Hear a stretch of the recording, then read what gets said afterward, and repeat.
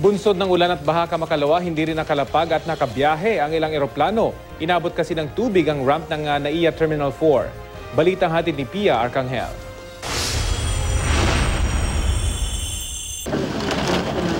Sa kasagsagan ng biglang buhos ng ulan, umapaw daw ang tubig sa Parañaque River kaya inabot ng baha ang ramp ng NAIA Terminal 4.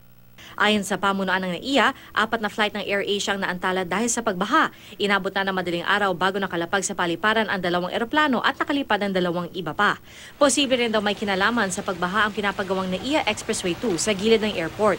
2 poste raw kasi nito ang itinayo sa ibabaw ng kanal.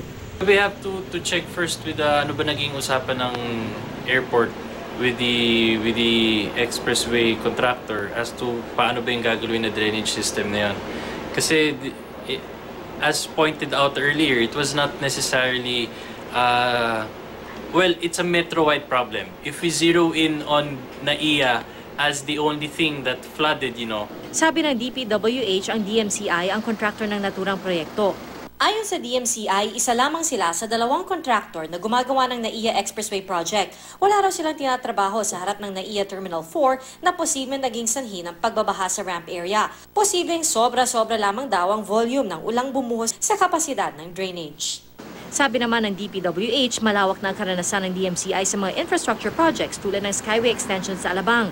Wala rin naman daw kinalaman ang ginagawang NAIA Expressway 2 sa pagbaha sa airport. Ang pag-apaw daw ng tubig mula sa Maricaban Creek sa Magallanes ang nagpabaha sa loob at labas ng NAIA.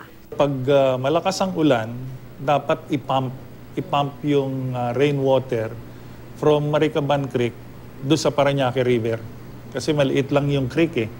Aminado naman ng DPWH na kahit walang baha, matinding traffic pa rin ang dulot ng NAIA Expressway 2 project. Pero sana raw pagpasensya na ito ng publiko dahil sila rin naman ang makikinabang dito.